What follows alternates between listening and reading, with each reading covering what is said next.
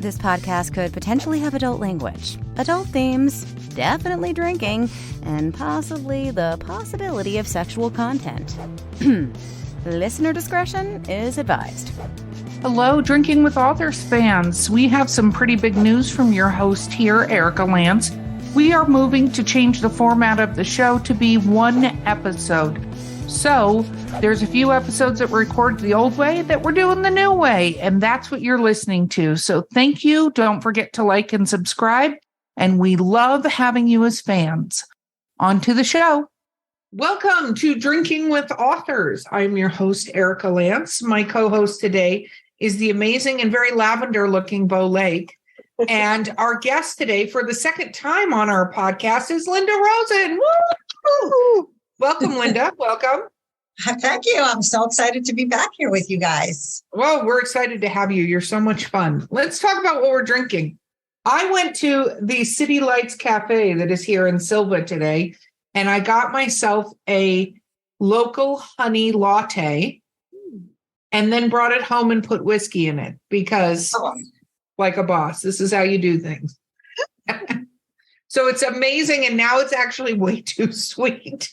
So I'll have to keep this in mind for next time, but I'm committed because it's here. So, Bo, what are you drinking? I am also having coffee, but mine does not have whiskey in it, unfortunately. It is just a plain coffee with cream in my Bo Lake cup. Oh, in the Bo Lake cup. Yeah. Linda, what are you drinking with us this morning?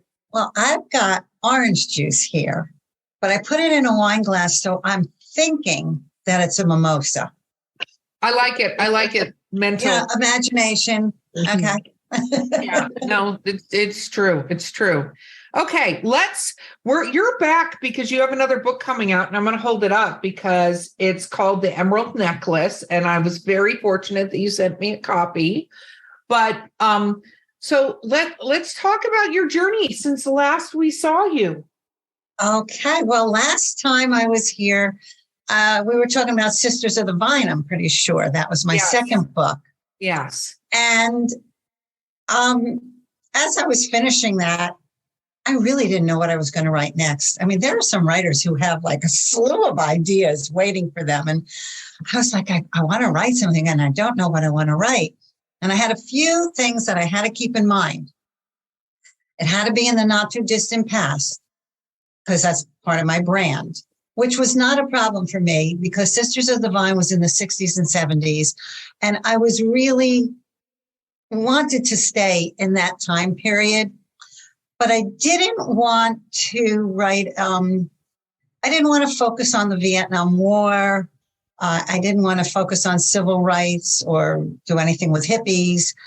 And I was looking, that was my period of time. But I was looking for some kind of event that I could hook on to. And I found the Women's Strike for Equality, which was on August 26, 1970. And the big one was in New York City, and then they were all over the country. And it was weird because I was in New York at that time, and I had no memory of it. And it's something that I probably would have gone to. So I researched it, and I was really lucky to find that a friend of mine had friends who were not only at the strike, but one of them was one of the organizers with Betty Friedan and Gloria Steinem and whatever. So I didn't really write about the strike, but it centers, I mean, my characters all take a road trip together to go to it. And I did, Gloria and Betty are in my novel, and I have their quotes. And I really did put a good 2 chapters at the strike. So I knew the period of time I wanted to do. And there was so much with women's equality at that time and women fighting for abortion, because while I was writing the book, Roe v. Wade was law. Wow. There's some irony with that, isn't there? As we're backpedaling 80 million miles per hour in just general. I feel like I'm in some sort of time warp. Did we as a culture just hit a time warp where we have to go backwards in time? Way back. Yeah, way back. Way back. But so then, the reproductive rights were forming in my head. So my story was forming in my head. And I knew that I had to have a piece of jewelry because all my books have a piece of jewelry in them. And I came up with the idea of this emerald necklace only because of a story that I had with my mother a long time ago. And it happened to be a ring, but I figured, oh, that's a good one. So that's where it went in. I love that. And it's interesting because I am one of those writers that has voice memos. I have pads and pads of story ideas.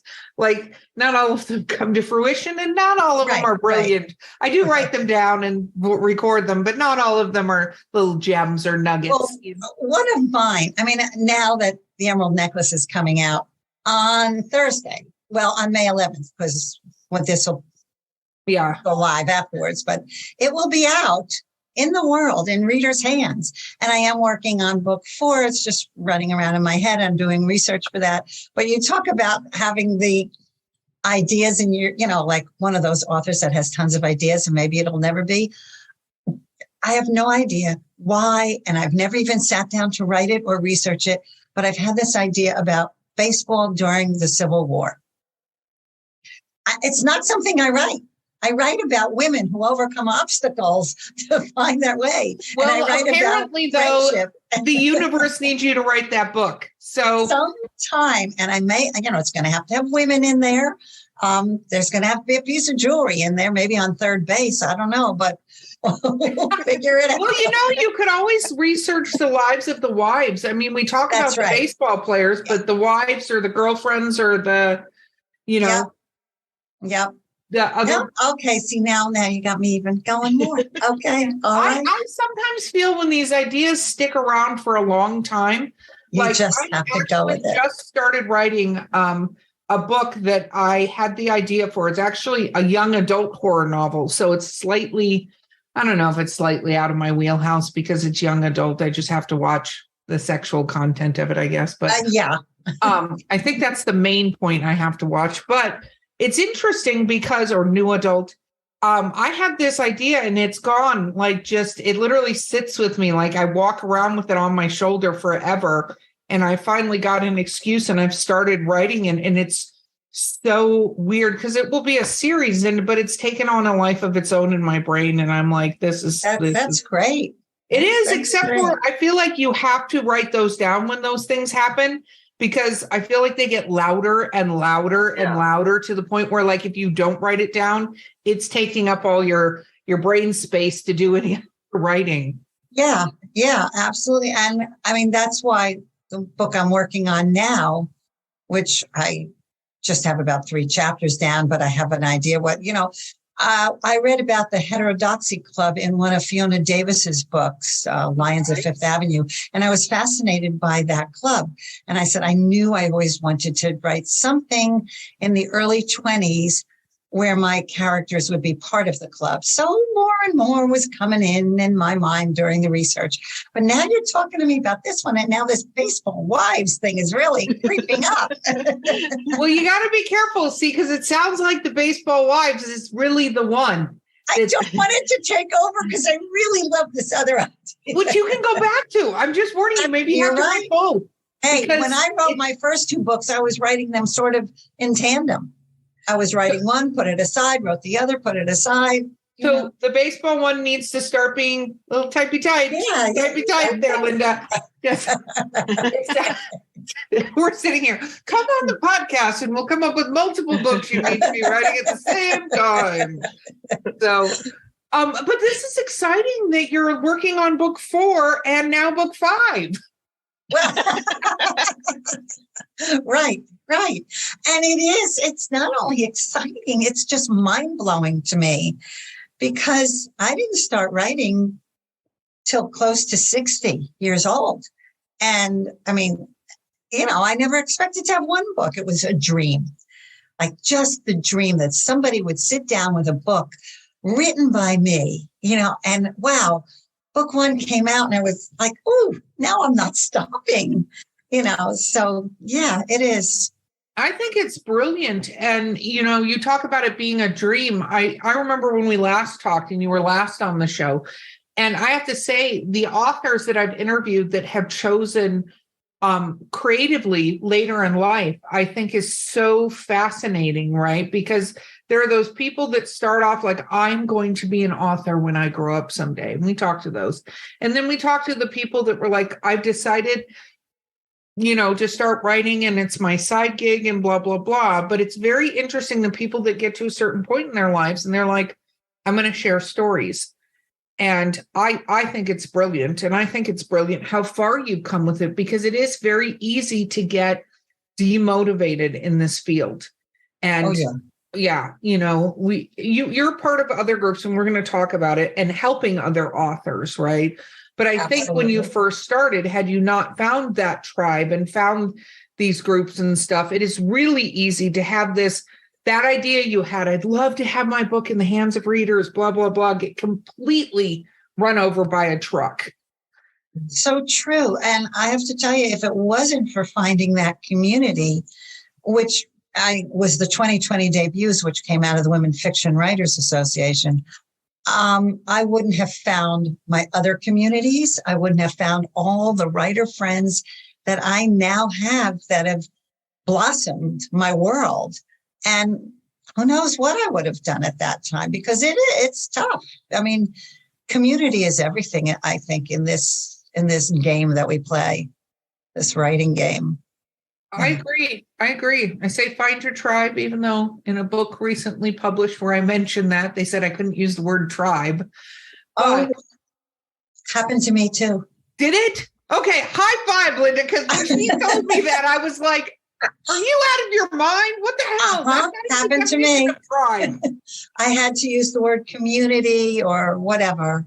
Same. I was just like, this is nuts. This is the definition of getting too politically correct, because a tribe is a group of people. It's not specifically for American Indians or, Right. Yeah. Right. Yeah. Anyway. Yeah. But I went back and I fixed it so that they wouldn't be upset with me. I just said, fine, whatever. If you're going to change it, change it.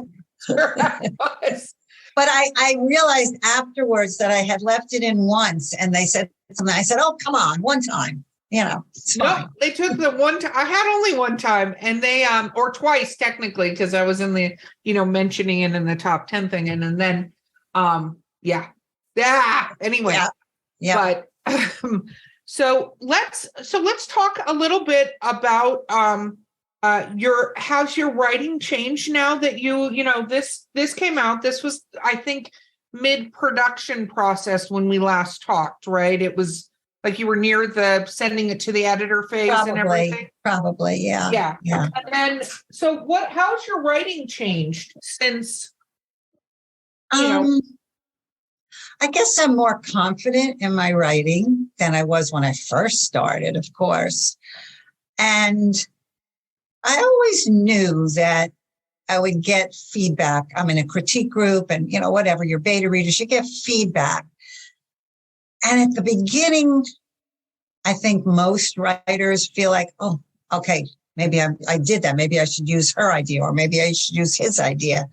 Now, even though I knew that I should accept them, listen, digest, and then do my own, I now really feel so much more confident with that I know what I want. Plus, I think my writing has gotten better only because I've gotten better playing with words. I think you're writing generally, the general rule, and I'm going to say this because there are some very, very rare exceptions.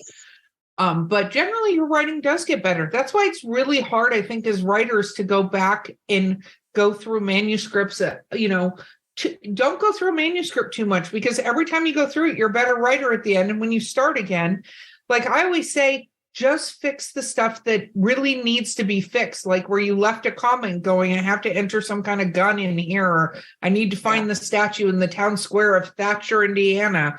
Like, you do not, under any circumstances, rewrite that damn book, because you'll never get rid of it. It's like the thing. And then when you go back and read the first book you read, even if you wrote, I said, even if you love it, I'm telling you, I go back through my first and I'm like, why did I?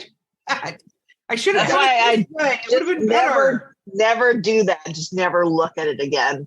But I think space. it's every writer does that, even with her latest book. You know, you look at it and go, oh, I could have written it that way, or I could have tightened that sentence or something. You know? Oh, totally. Like that's what we could do. We could, tighten up sentence. We could do all and this. I love revision, but you got to stop at some point. But yeah, I mean, to answer your question is I think I am a more confident writer. I know I'm a more confident writer than I was. And yet I know I could be even better. So are you going faster? Because as I recall, that first book took a little bit. Oh, absolutely. Yeah, absolutely. Yeah. Yes. A smidge of your life to do that. Yes. Yeah. Much faster. The Emerald Necklace probably took 2 years from when I started it to, till it was, I guess, accepted, contract, or maybe even 2 years to publication, something like that. And this next one, I keep saying is only going to take me 2 years, but I have to get through my launch and through all kinds of stuff before I can just really sit down and get to it, even though it keeps coming at me. I did find, you might like this, I found something called Aquanotes. Have you ever heard of Aquanotes? No, what is Aquanotes? Aquanotes is a pad of paper with a special pencil that you can stick in your shower. It suctions onto Aquanotes. Yes. Aquanotes. My boyfriend bought me these. They're great. Thinks it's hysterical when I'm in the shower writing notes on the shower wall. Yeah. I need to get that. That sounds so cool. Yeah. Because great ideas, a wonderful word, something comes to you. By the time you're dressed, you're not going to remember it. It goes right out of your head. So I just write it down in the shower. I pull off the paper, and then when I can, I get to my computer. Wow. I love that. So this next one, I mean, Emerald Necklace was much quicker.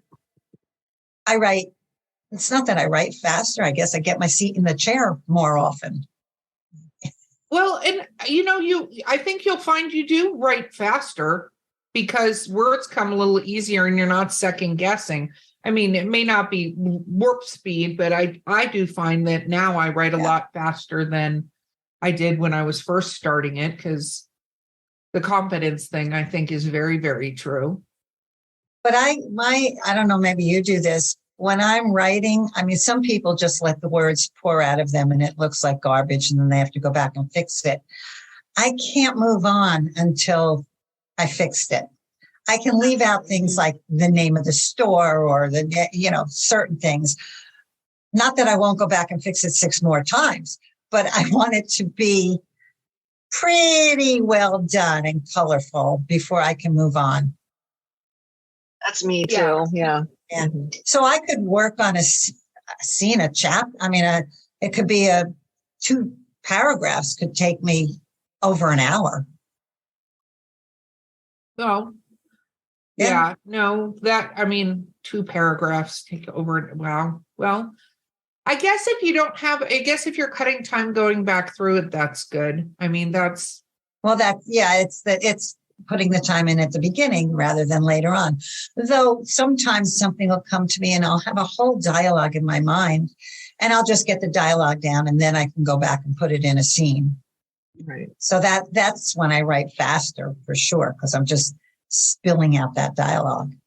Well, that, and we never look crazy when we're having conversations with ourselves out loud. We're recording them. Yeah. Because my boyfriend has given up just trying to listen to everything that I'm saying. And I have to get his attention when I'm directly talking to him, because I have character conversations. And I also talk to myself about my to-do lists and stuff okay, so that's done. So next is blah. Like, I'll have these conversations and he used to be like, what? He's learned to tune it out until I say, honey. And then he's like, okay, you are my talking turn to me now. You're doing that conversation. I will pay attention, because I didn't realize I even did that so much until he pointed it out to me, that he's like, you're doing it. Like, in my office here is gaming computer. So he'll be down there. He's like, you're doing it. And then we can all hear you. You're not being quiet. It's out loud. That's why you can't share an office. You got to be all by yourself. Well, he puts on his headphones, gaming and stuff, but it's very funny sometimes when he's down here because he's like, "You're doing it," and I'm like, "I am." Okay, I am fine. I'm gonna go talk to myself in my other room without. Well, I do it in the car. I talk to myself in the car. Oh yeah, no, I love voice memos. Oh yeah. Otter is the other app I love because if it's a long one, I'll just talk, and let it hear the entire thing. Yeah. I write stories while I'm driving on road trips now. It's a lot of fun. Yeah. So it works out. But Bo, I want to let you ask some questions in the beginning. Do you see? Look at me stepping away. Wow, never happened. So you mentioned you like to write stories that happened in the not so distant past. What made you decide to choose that route? Well, let's put it this way. At the very beginning, I didn't realize I was choosing that route, and it was pointed out to me. My first book took place like more present day and back in the 20s. And then the second book was in the 60s and 70s. And once I realized, somebody pointed it out, okay, it's the not too distant past, but it is considered historical fiction because it's over 50 years, ago. I'll go back to the 20s, but unless I do that baseball Civil War book, I guess I'm not comfortable going too far back, maybe to the Gilded Age, but really far back is going to take a lot of research for me. And I don't know, I love the women of the times that I'm writing about. I like to write about strong women. I like to put in women's issues. So that's why probably the late 1800s would be the farthest I go. It's just what I like to read also and what calls to me, except I am listening to an audiobook now that I don't even know when it takes place, 1200, 1300, something like that. Wow. Do you usually know what time period you're going to aim for, or do you just have a main plot and then insert it into a time? Well, that's interesting because with the Emerald Necklace, it really was, I was looking for a particular time period and for some event that I can circle it around, and issues I could circle it around. But with this next book, which I just call book 4, I don't know what it's going to be.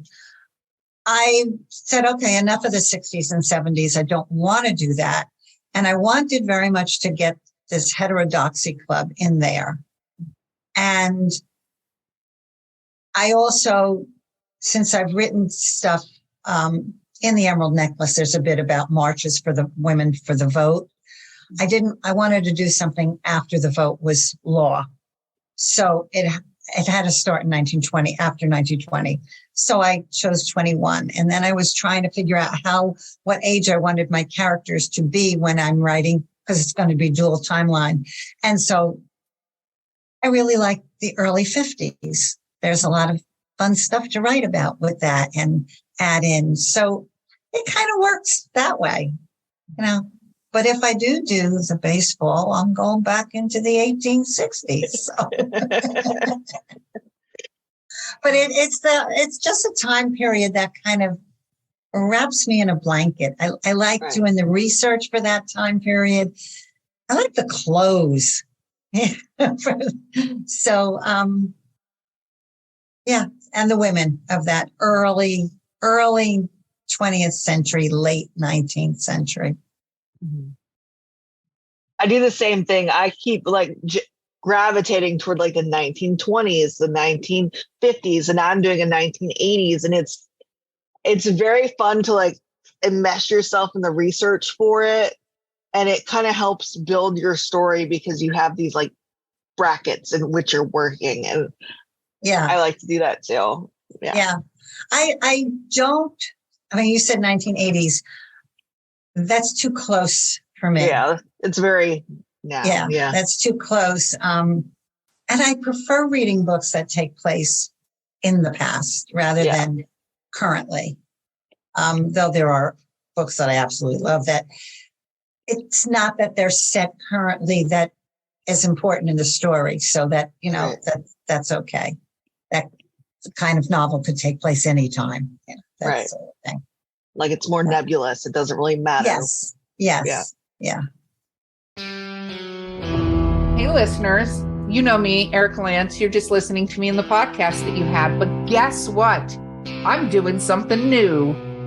Yeah, she's joining me, Mark Muncy, the author of the Erie, Florida book series in Erie, Appalachia, and we are hosting a new podcast called Erie Travels. Woo-woo! Erie Travels, which covers things like ghosts, cryptids, weird stuff, UFOs, men in black, all kinds of fun things that people talk about, and I'm sure you've discussed with friends. Yep, and you can listen to us on your favorite podcast platform of choice, or find us at erietravels.com and join in the fun and all the spooky goodness. And of course, Mark, what do we always say? We'll see you on the other side.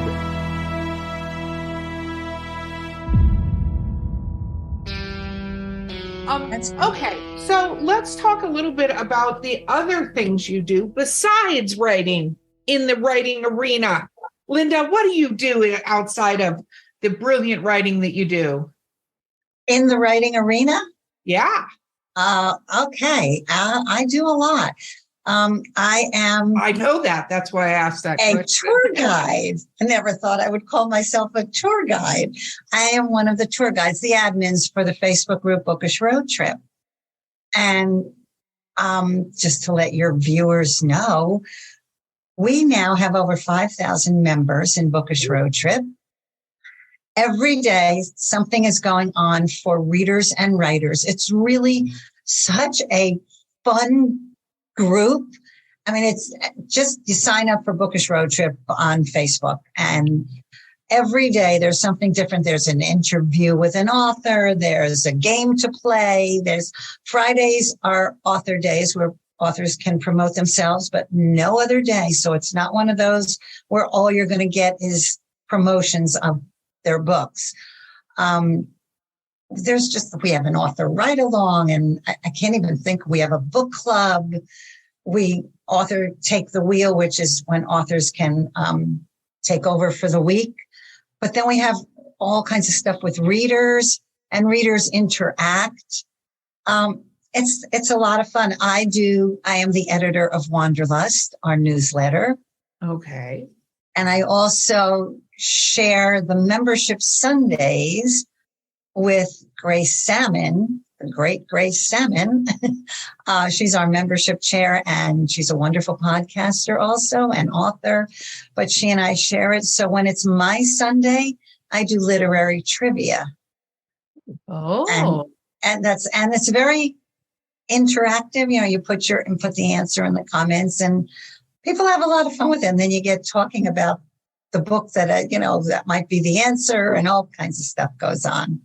So I'm very busy with Bookish Road Trip, and I highly recommend everybody get involved, especially, readers are going to enjoy it, but writers, it's a great way to meet your readers, to meet new readers and engage with them.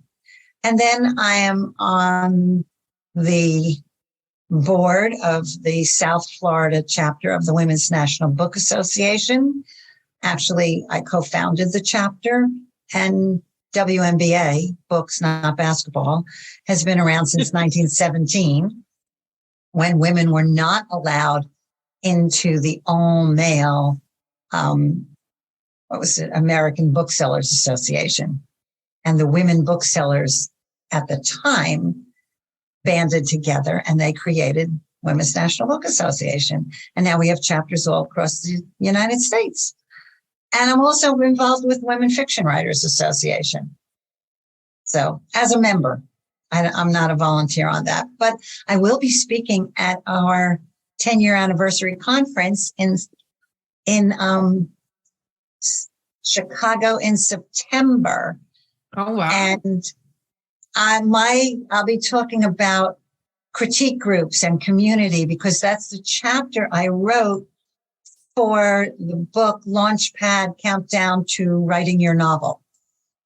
Yes. Yeah.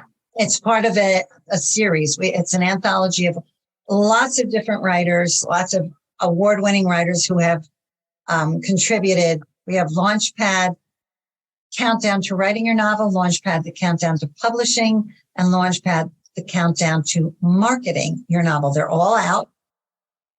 And you know what? These books, it's a craft book, but it's coming from the authors talking about how to and what we did. So it's kind of different. And it's a great book, whether you're a published author or you just want to be a published author. Doesn't matter what part of your journey you're in. So you can find those online. I agree. I happen to be in the latter two of both of those. Oh, books. You are? Okay. Yeah, I'm in the Countdown to Publishing, the Countdown to Marketing. So. And is that where you wrote Tribe? That is where I put Tribe. It was in the third book. I put the word Tribe. Nope. Vetoed by the very archaic publisher. Oh, I wasn't vetoed by the publisher. I was vetoed by someone else. Yeah. Well, that's okay. I have a go big or go home. But it's fine. They changed it to community. The point is still there for the absolutely. books. And although they did take that word, I think the message in the books is kind of amazing for wherever you're at. And even if you are a published author, being a published author does not necessarily mean you have that same publisher or however you're doing it forever. So right. I think authors should look at the different avenues to be published, because I think there's very cool things in each avenue of being published. And then the Bookish Roadshow is so much fun. All of the things that are there, and you can learn and you can find your community amongst the people in the Bookish Roadshow.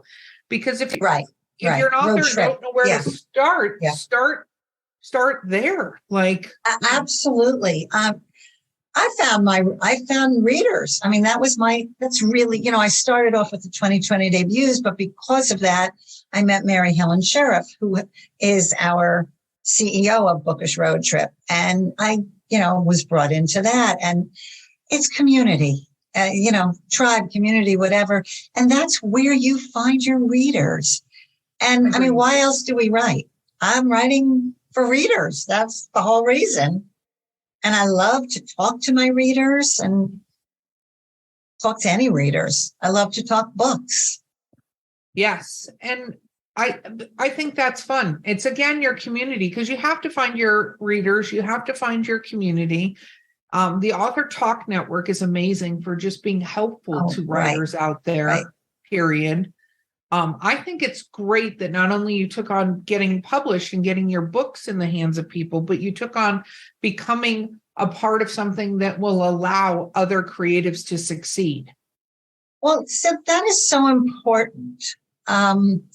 It just comes naturally to me, but it's so important because if I'm not going to help others, I mean, I was helped.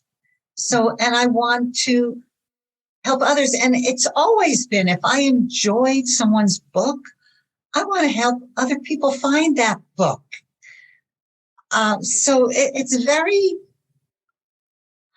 just very, not just that it's collaborative, it's just a warm, huggy kind of feel, No, totally. And again, amazing. So let's talk about, now that you've been published and stuff, what is it like having the feedback now from a whole new set? Because we were going into book 2 when we last talked. We're going into book 3. What has the feedback been like? What is the difference now that you've got these books under your belt? Well, my reviews on this book have been fabulous. I've been really excited about that. If you're talking about feedback from critique group or beta readers? No, like from the, when you have more works under your belt, I feel like. Oh, absolutely. And what's really wonderful? And I think, people always say, I've heard it's that third book that will take you, or maybe it's the 5th. I don't know. But, certainly by this third book, and because of Bookish Road Trip and communities and all that, I have met so many new authors, I have met authors that are new to me. So my TBR has grown, but I've had friendships with authors that I never would have known before. And it's so wonderful to get, reviews, wonderful reviews, promotion from other authors who I admire. And it's just, and I feel like they're my friends now. And these are somebody who I might have fangirled at one time, or I still will fangirl. I was going to say, so you got to meet some of the fangirl moments, huh? I have. What was that? How about interactions with you now? Because we're a lot more post-COVID than we were when last time we spoke. So a lot more stuff is open and things like that, and in-person events. Have you been having the people that have fangirled over you?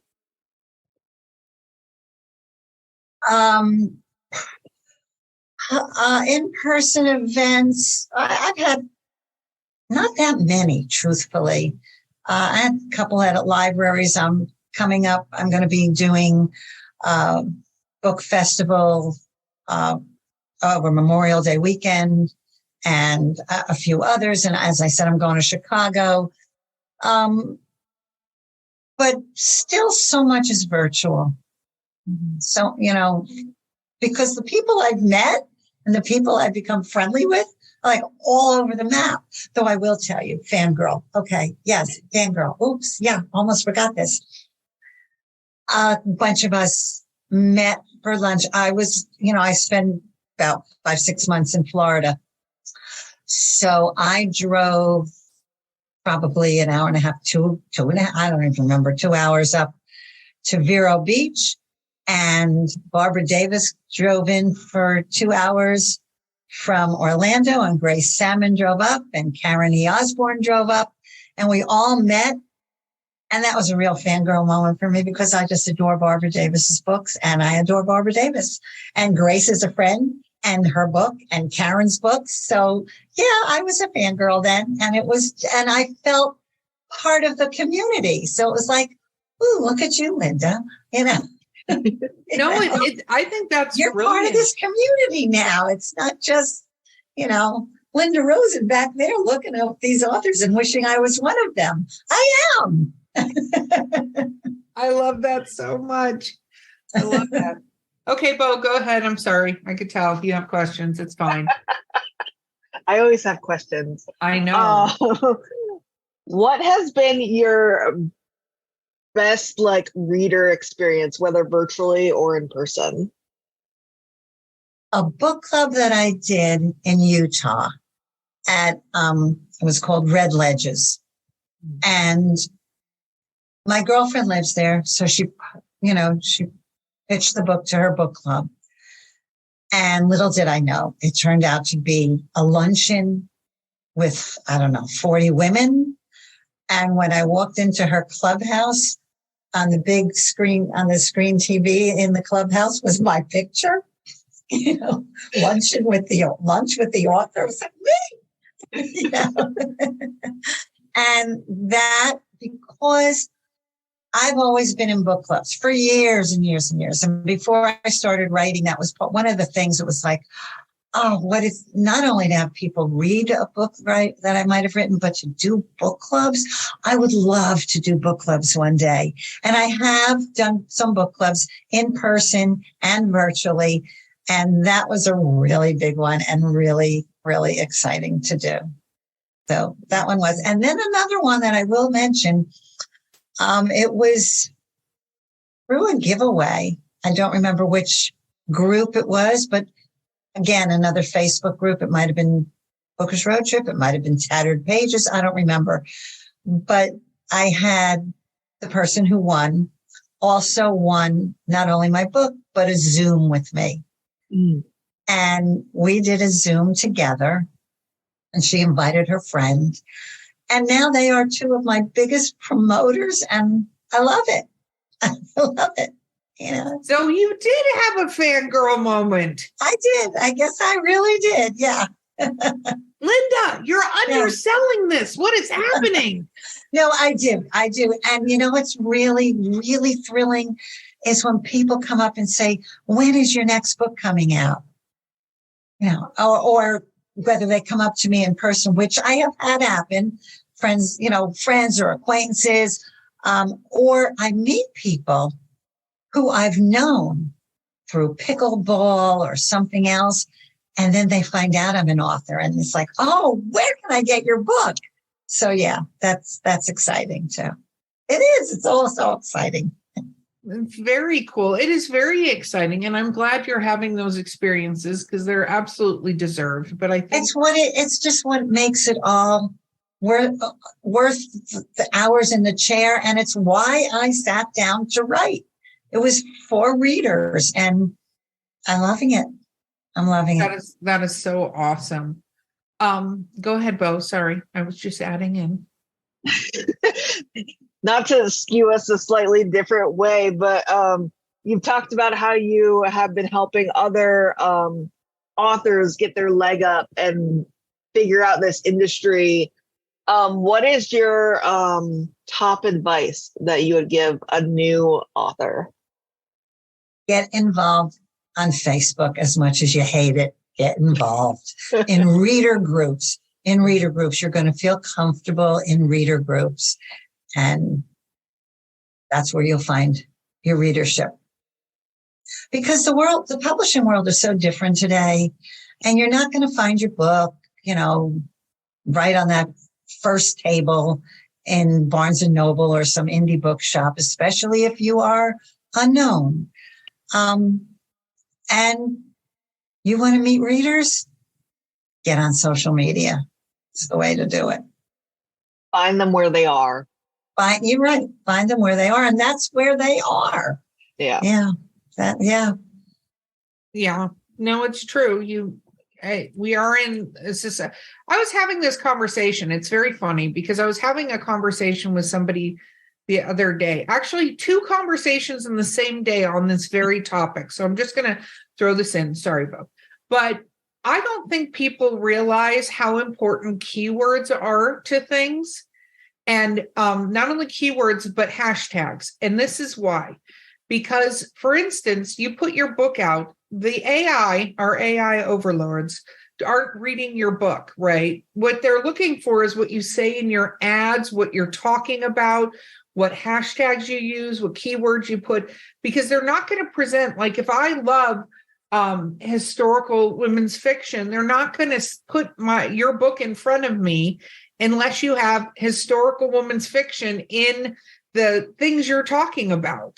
Right. And I'm only throwing this in because it's sort of a sidebar to what we're talking about. But if you just hope somebody's going to know that your book is about this or, whichever points about the, march in New York, things like that, no one will ever know if you don't write it, put it in the algorithm, because the AI overlords look for the little words you type in to then present your stuff to people.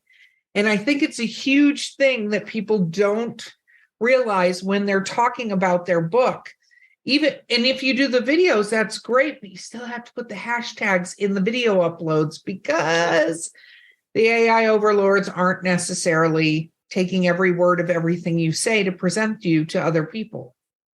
So are you saying I've done those reels. I've never put a hashtag with it because it just goes up. No, you need to. The reels, it goes up, but then when you reshare them on another platform, make sure that you put them up there. Because if you don't, what ends up happening is it doesn't know. Like the reels are great, and the reels can be shared, but it needs to steer them toward the readers to engage with that hashtag. So if they like spicy books, then you have to put spicy books so that the readers who engage with those topics are going to see your video. No, I totally understand what you're saying. And that, I do that all the time for a post.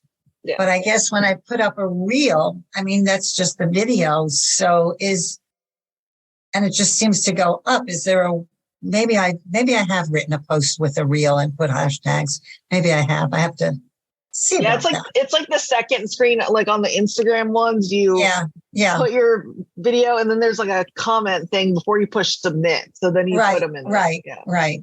I am amazed by reels. I did not want to do them. I was like, no, I'm not starting. I don't want to learn something new. And then it was like no big deal to learn it. It was just make your video, and it's very easy. And I'm astounded how many views they get, like 1,000 views. The one that I did when I was opening my books, my box of books had, I think, over 1,000. One that I just did, I was driving up from Florida to New Jersey, and my characters take a ride on I-95 to go to the Women's Strike for Equality. And I put that up, and it's had over 700 views. It's like amazing. So reels are good, but that goes back to your question to me, Bo, about what to do for a writer, where to find your readership. I mean, I know plenty of people who really don't want to get involved with social media. And if it is not your thing, then you can't force it, but find somebody to do it for you. And there are people out there who you can hire to do it for you, because really that's the way of the world right now. And find the one that you're comfortable with. Like, I'm not going on TikTok. I'm just not. But I'm very comfortable on Facebook and Instagram. And once in a while, I'll do Twitter. But find the one you're comfortable with, and then rock it. I agree 100%. I mean, as far as the social medias, you should go where first of all, go where your readers are. Your readers are not on Twitter necessarily. No. If you're sci-fi, if you're horror, things like that, nonfiction, your readers may be on Twitter, but you should go where you feel comfortable. And then TikTok, I think, is brilliant, but you have to do it every day. So if you're not really ready to commit yourself to that. I don't think my readers are on TikTok either. Probably for the most part, no. Yeah. I would say no. That would be my guess. Yeah. Very, very cool. Okay. Well, Bo, do you have any more questions? I can pull some up if you want some more.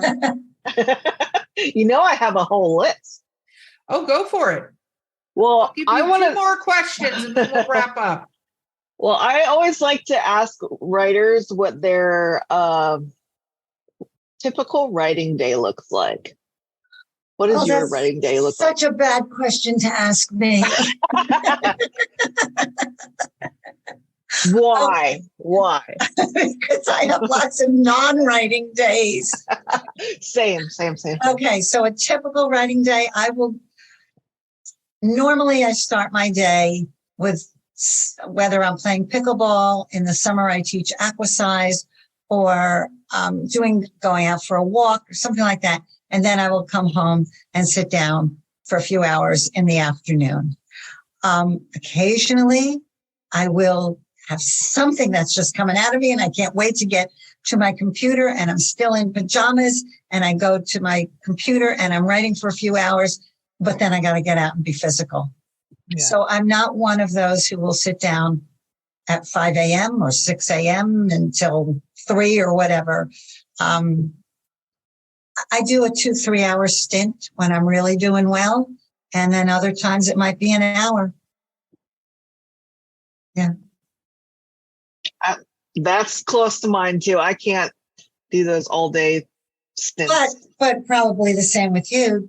Even if I'm not at the computer writing, they're on my shoulder. Yeah, it's all up here. I'm doing that.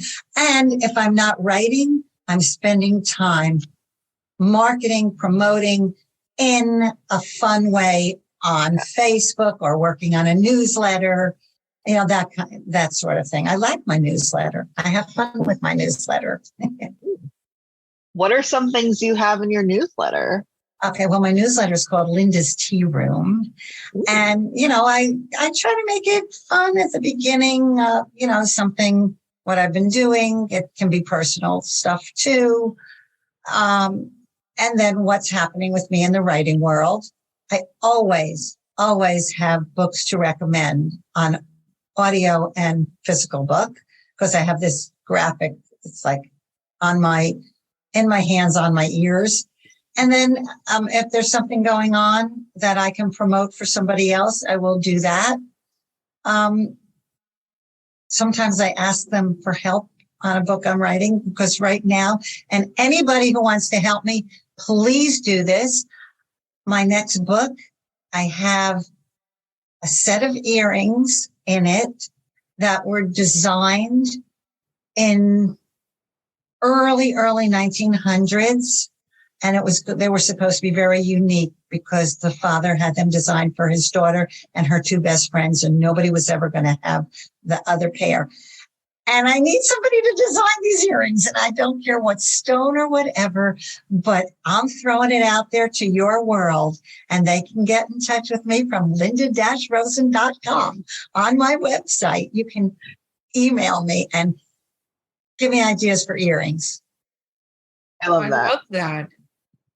I hope somebody gives the spoon idea. Did you ever see where they make the earrings and jewelry out of spoon handles? Oh, they're fantastic. I love those. Oh, I bought a bracelet for my niece that was made out of spoons.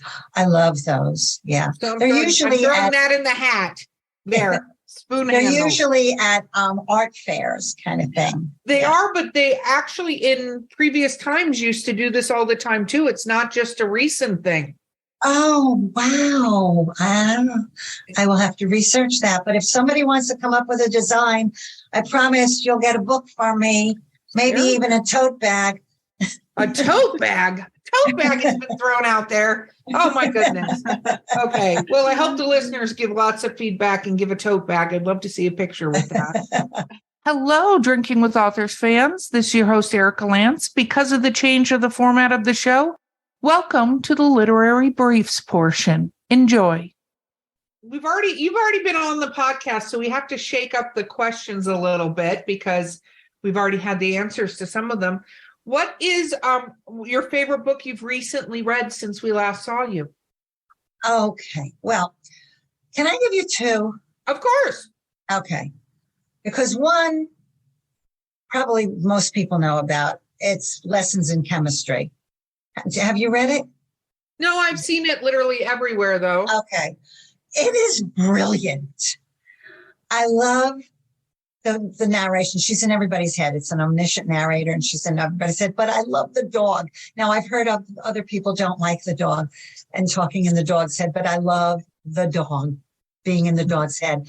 But her book it's a satire, and it's just, she's this chemist. It's 1960, and she's a chemist.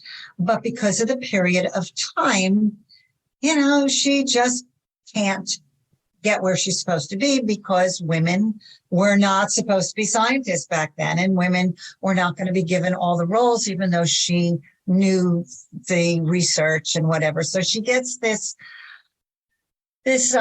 food show, and it's all there, but so much goes in about women's equality and women's rights in the workplace.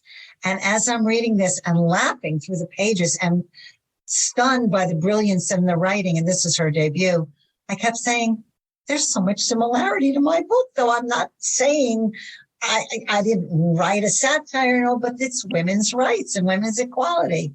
So that one just blew me away. And the other one that I just loved, curled up, sitting like with a cup of tea, is The Echo of Old Books by Barbara Davis. Just loved it. So those are my two favorites of most recent. I like it. So what about, have you read any books that you were not thrilled with recently? I don't like to do that to any author. But okay, I'll tell you, on my ride up, my husband and I just drove up from Florida to New Jersey, a long, long ride. And we listened to, I can't remember the title, but it was a Dominic Dunn book. I'd have to go look up the title now. It was good for the ride. He did wealthy people so well. I mean, and I think he was in the world of them. So he really knew how to do them so well, but not a great book. It was fine for the ride.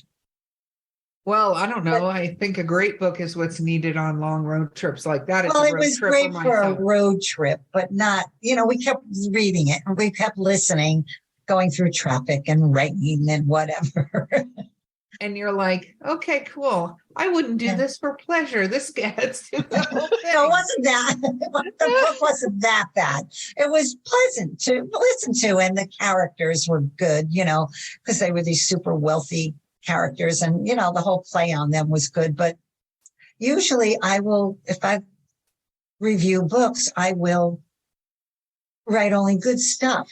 So because I wasn't crazy about it, I chose not to review it. So I'm giving you a little review now, but I can't even give you the title. I don't remember it.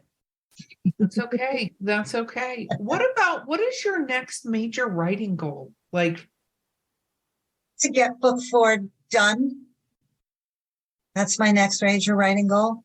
Do you have a timeline for when you? Or no, that I don't have. I don't have a contract for it, so I can do it on my own. But that's too big. That's too nebulous to say to get book 4 done. No, to get my seat in the chair and really start writing it.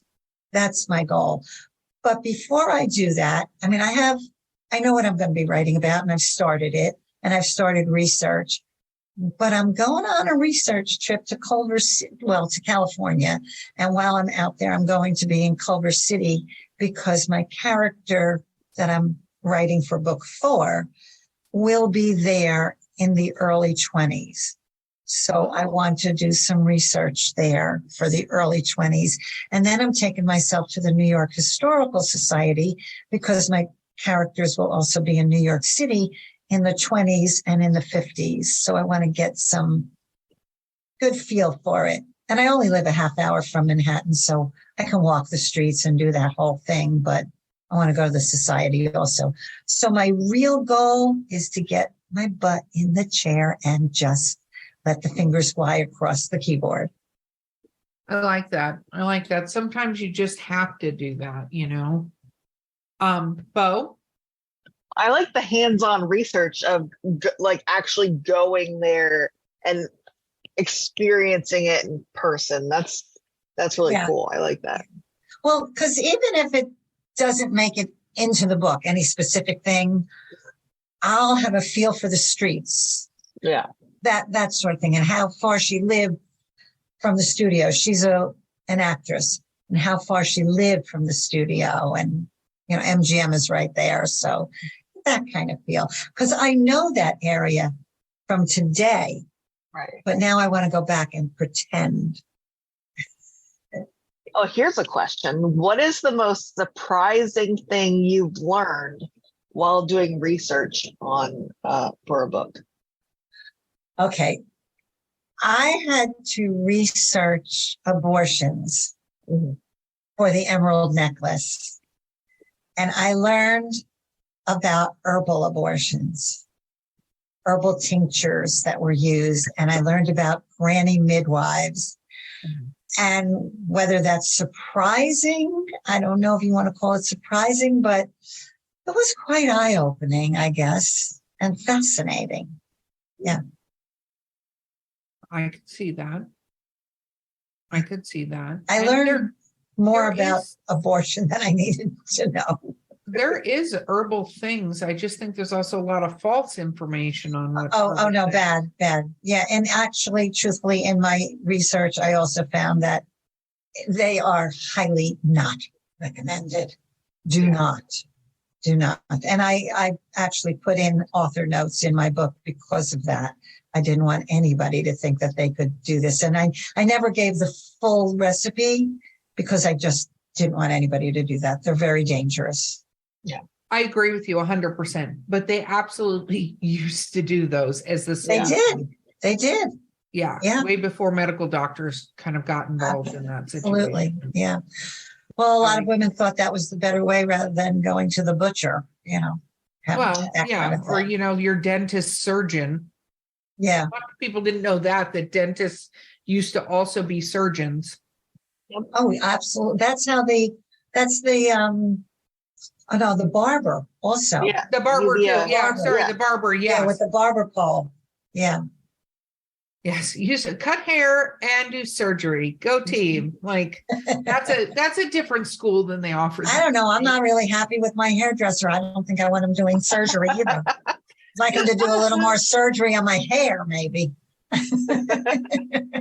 So, if you could travel anywhere, cost not an issue whatsoever. Where is the one place that you would absolutely love to travel to? The Outback. Mm. And that comes from reading, I believe it was A Town Called Alice. And then there was another book that I cannot remember the title of that I read when I was very young. And I loved, there was a doctor who flew in and out of the Outback. And I just loved that. I probably would never go, but that's where. No, Yeah. I that's something me and the boyfriend want to do is eventually go on a Australia, New Zealand Yeah. trip.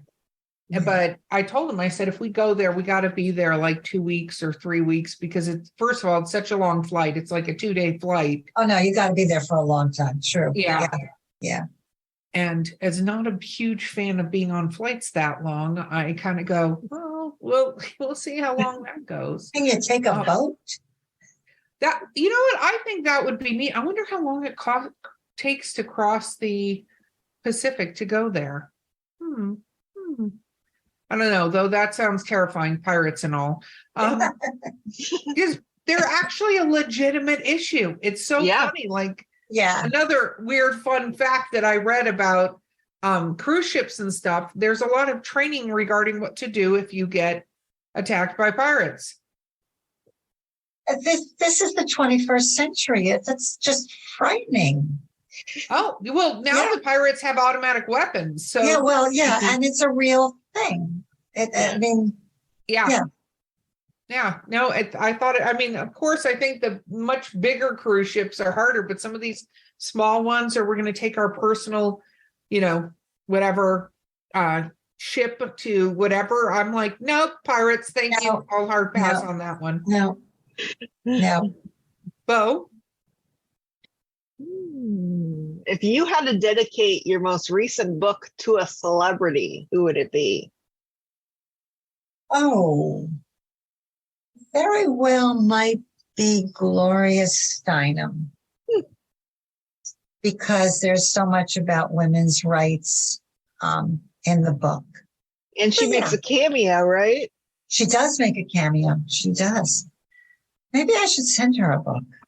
You should. Probably. There you go. Thinking about that. Yes. Look at I do have real life characters in this book because I interviewed some women who were at the strike for equality. And one of them did allow me to use her name.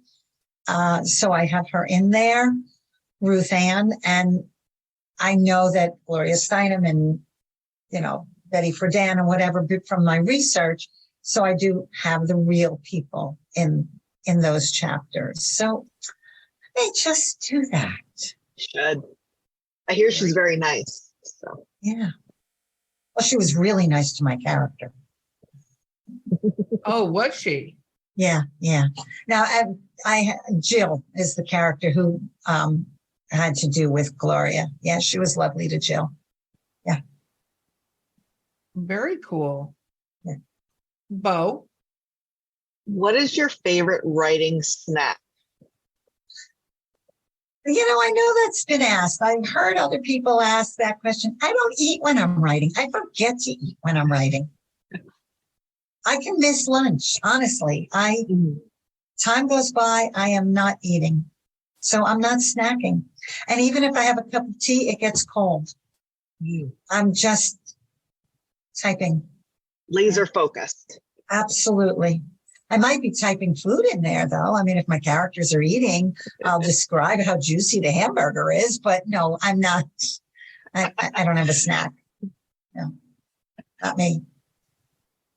But if I snack, I like to snack on cheese, but not while I'm writing. I like to snack on dark chocolate, but not while I'm writing. What's your favorite kind of cheese? Gruyere. Good choice. Good choice. I do like that cheese. When you buy it at Costco, you get a really big one. Yeah. That's true. That's very true. It's interesting is that some people say they like snacking while they're writing. Some people get so laser focused that they can't snack while they're writing. It's definitely, I don't know. I'm a snacker though. I also will use going and getting a snack as an excuse to stop what I'm doing. So I have to bring snacks to the table. And see, that's a real problem for me because I'm a fitness professional and I'm always telling people to get up from their chair and you have to walk around. And I am so guilty of not doing that because I'm laser focused. I forget what time it is. And then it's like, okay, I got to get up. I got to move. I got to stretch out and walk around a little bit. But I don't leave the room. I come right back to the computer. Interesting. Once I leave the room, it's gone. Then my husband talks to me or something happens and gone. Yeah, no, for me, I have to get into the mindset of it. I prefer now to leave my phone in a completely different room because if I bring it with me, it's such an easy distraction. It's so easy to get distracted with things. Okay, what about, oh my gosh, have you picked the characters for the actors that are going to play the lead characters in your book here? No, and somebody asked me, what does your character look like? An early reader asked me, what does Rosalie, that's my main character, look like? And I said, your choice. I can tell you approximately, maybe she's 5'6" and she's busty, but not slender, not heavy, just normal figure.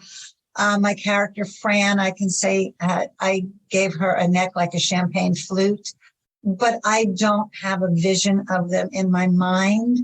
So I don't. Can't give you somebody, but I'm happy to do that for anybody who would like to put this on screen. I would love to work on that with you. Okay. I love that. I think that would be brilliant. Bo? Yeah. I'm trying to think of the actress, and if her name comes to me, I will give it to you. What her name escapes me right now. She's very pretty, an older woman. Very pretty. She's a mother of another actor, and my mind is blank right now. Who is the stunning actress who was in Shakespeare in Love and in so many other things? Gwyneth Paltrow? Yes, who's Gwyneth Paltrow's mother? Oh, my goodness. I can't think of her name, but she would be she could be Rosalie. Very Rosalie is 63 in the book, so she could be Rosalie. Very cool. I like it. Bo, my friend? Blythe Danner. Right. Oh. Right. Don't you see Blythe Danner as a sculptor? She could be I love her. Yeah. Yeah. I didn't know Gwyneth Paltrow's mom was an actress. That's who I'm thinking of. Yes. I like her. Very cool. Okay, But Bo, if Jane Fonda wants to play the role, I will not Jane Fonda, push her aside. She could, but she's a little too old for my characters, but we could do it. We could make her fine. You don't say out there, Jane. Jane, have you heard that? You're slightly too old, Jane Fonda. Go away. I don't know. The way she looks, there's a few actors. That's what I'm saying. We could do it. We could do it. Yeah, I was going to say, she's one of those that's kept herself fairly well preserved. This is how you're doing that. Mary Steenburgen might also be a good one for Fran. Yeah. I have a character, Fran, the one with the champagne neck. Mary Steenburgen may be a good one. And Fran happens to be an award-winning, best-selling cozy mystery writer. So we've opened the floodgates. there we go. I love all these actors. Now we just need the screenwriter. Yes. Well, so can I ask you a question? Oh, God, go ahead. Ask us questions. Yeah. I don't know the titles. I want to hear the titles of your books. Well, that's you. Have fun with that. Well, my books are all paranormal romances, and the series is called The Wolves of Wharton. And the first book is called The Beast Beside Me. Oh my all gosh. The books have the beast in the title somewhere. When do they take place? Some of them take place in modern times. Some takes place right after World War II. And your mind goes to that kind of. My mind is like, you know what? What if there were werewolves in World War II? Okay. And that's where I went. I don't love know that what if. Because I was like, I really love like you said, like the outfits and stuff, like the 1940s, 1950s. And so then I started doing a whole bunch of research on like the period, and then I was like, there's not enough werewolf romance taking place in this time period. So I did it. No. Yeah. Was there a werewolf on D-Day?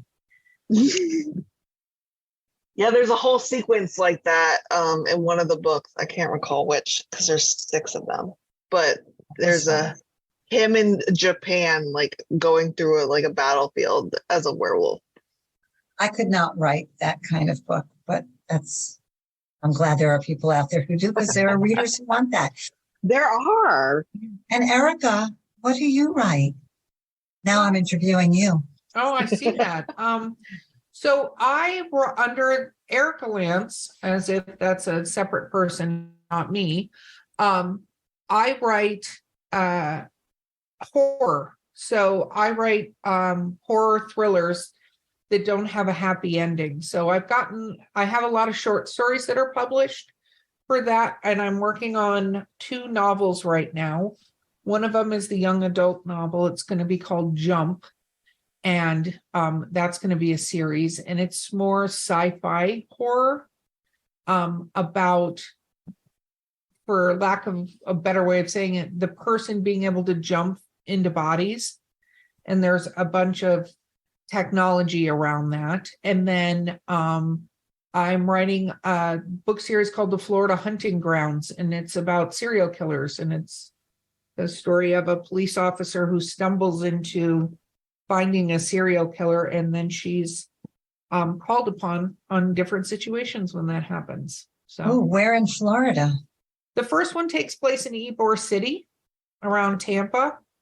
Okay. Oh, yeah, I know that place. Yeah. And the second book is going to be in Orlando.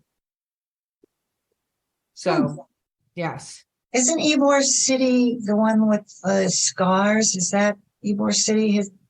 Ybor City has like the Tampa Club and the Columbia Restaurant. Yes, I was there. Yes. Yeah. I think that's the place where they used to make cigars. That area.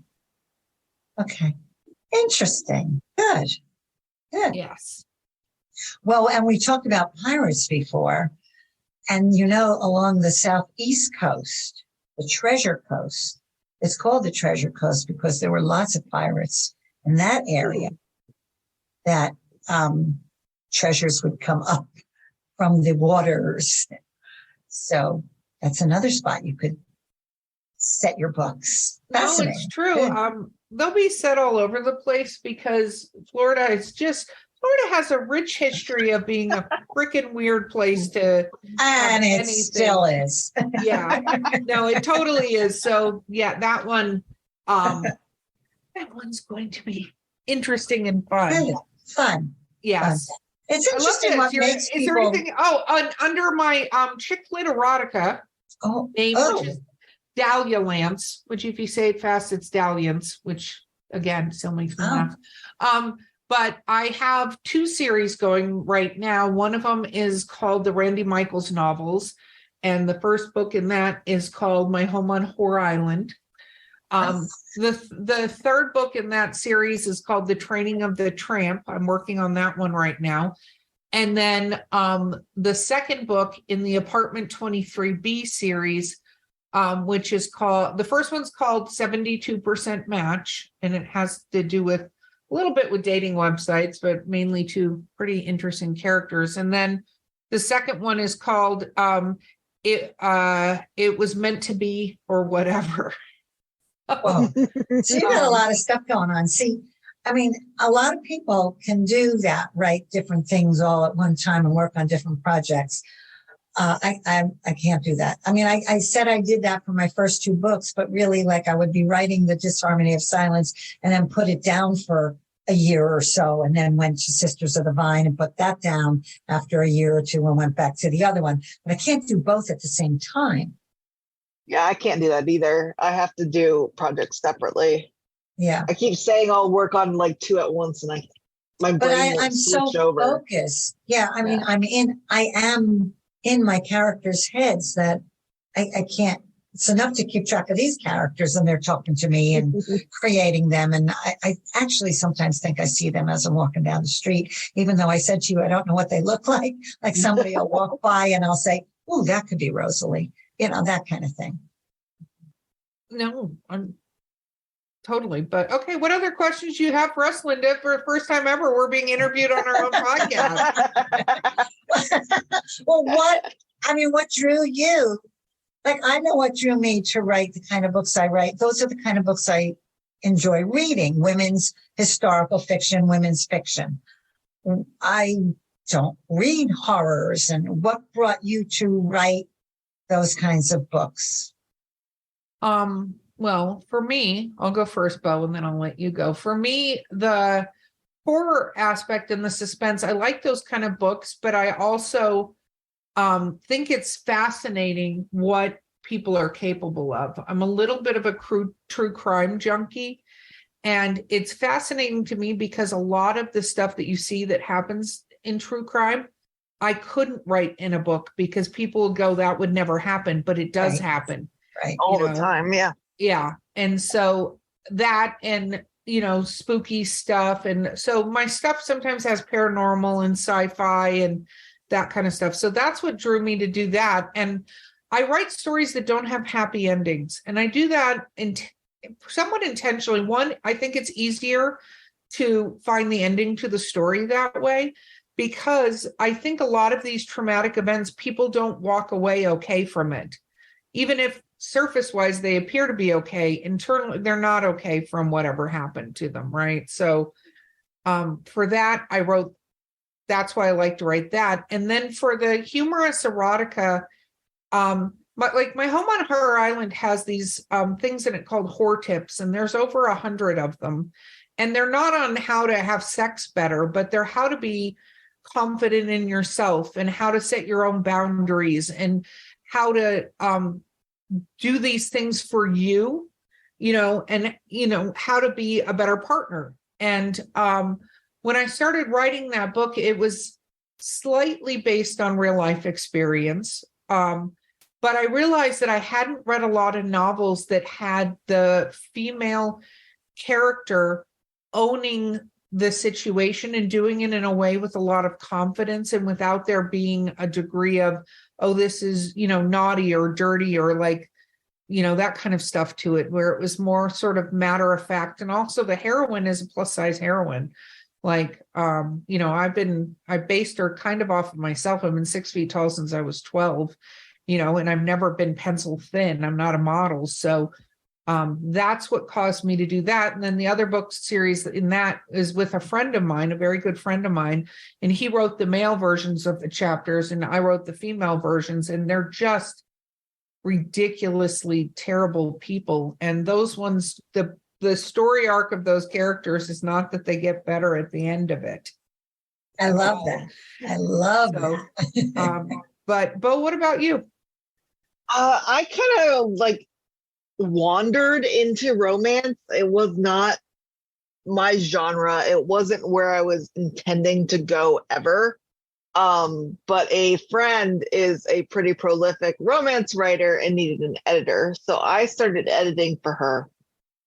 And then she's like, wouldn't it be fun if we wrote a book together? And so then we started doing that. We wrote a couple books together. And then I was like, well, I guess this is the thing that I'm writing now. So I did the paranormal romance series and I love doing it, but it's not like the genre that is like has my whole heart, and that is horror. So now I'm writing a horror novel, and I feel very intimidated by it because it is like the love of my life genre. Stephen is my absolute hero, so I'm like trying to like write in this genre that I've been reading my whole life, and it feels very intimidating and scary, but I'm plugging myself in there. And so that's basically what it is. Like I keep going back to paranormal romance too. I'm still writing that. And they do get really spooky because you can tell that like horror is more the thing that I like. So they are very spooky and off kilter, and there's true crime stuff in there. But yeah, I'm working on a horror novel right now, and I'm really excited about it. But you said, Eric, about your books don't end happy, right? What was it? That was Well, the erotica books have happy endings. Oh, okay. I get it. But I don't. I mean, I have been asked that about mine. I don't tie them up in a nice little bow.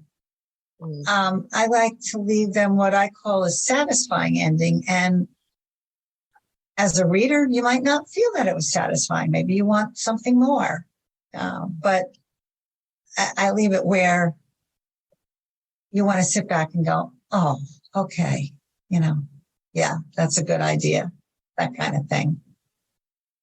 I always try to do happy endings because I think in the romance genre, for sure, well, you have to have a happy. Are expecting it. If you don't have a happy ending, you are going to get you're going to get wrecked. So I always try to do happy, but I think you can kind of do like a scale of happy. You can be like, oh, they get married, and that's like very happy, or you can be like, oh, they're happy right this minute. Yeah, and they got back together. Yeah, they're back together, and then everyone's like, yay. Yeah.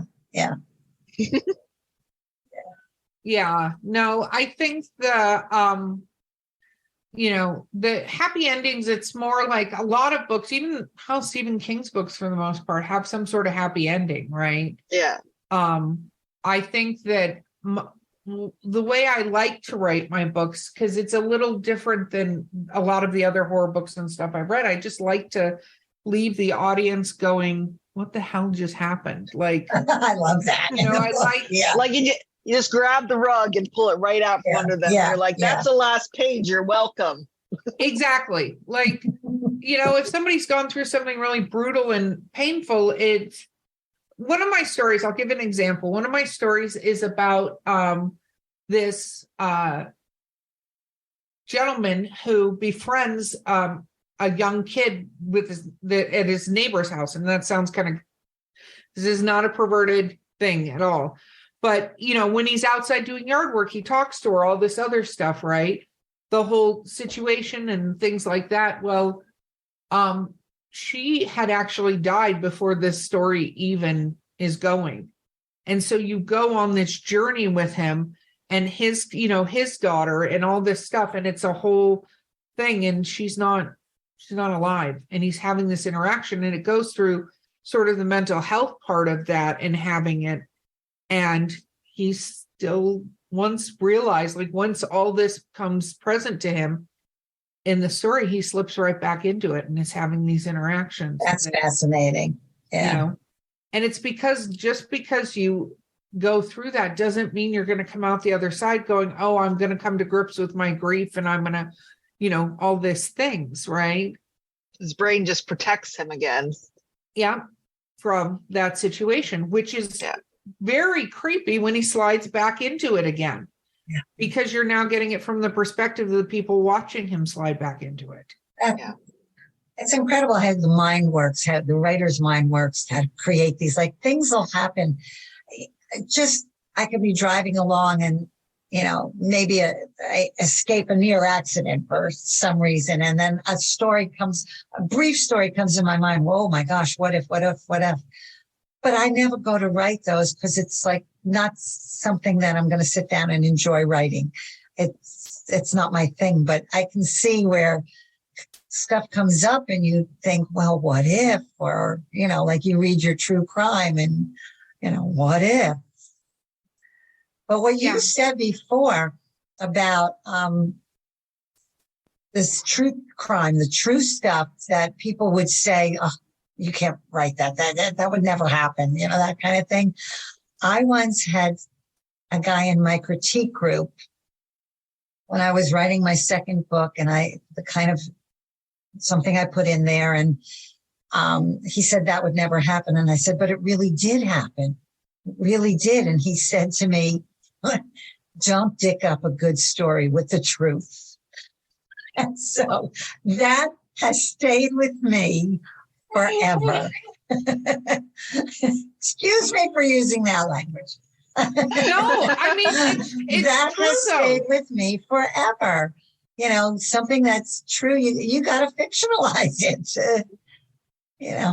I agree 10,000% because I'll tell you, it just, I could go down a whole thing, but even in my Randy Michaels series where I'm talking about these interactions she has, the tagline is, she's not looking for Mr. Right. She's looking for Mr. Right now. Right. Okay. And, some of the interactions that are in that book are based on interactions that I had or interactions that friends of mine had from dating and stuff like that. And I've had people go, this wouldn't happen. And I'm like, it did.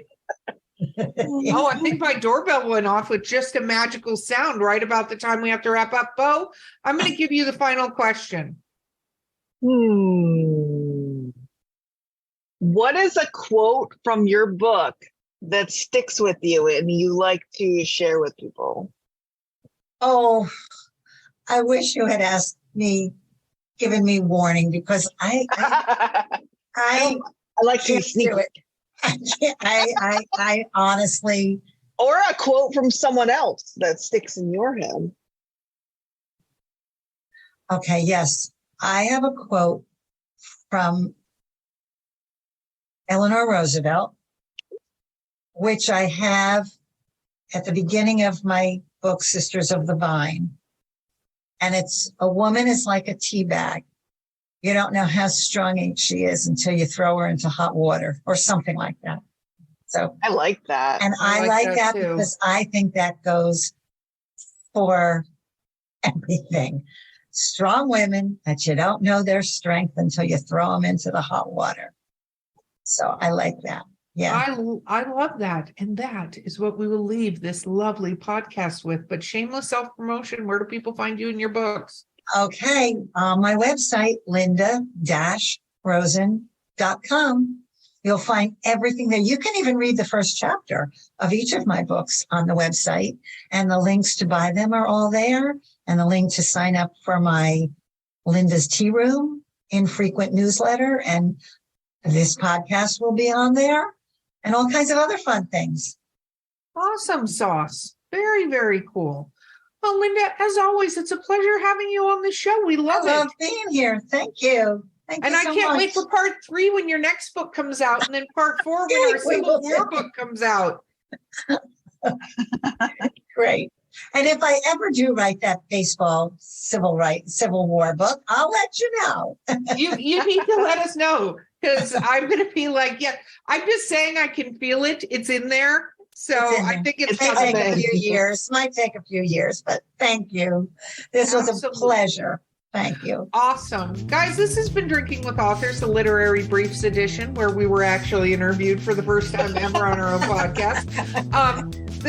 I've been your host, Erica Lance. My co-host has been the amazing Bo Lake.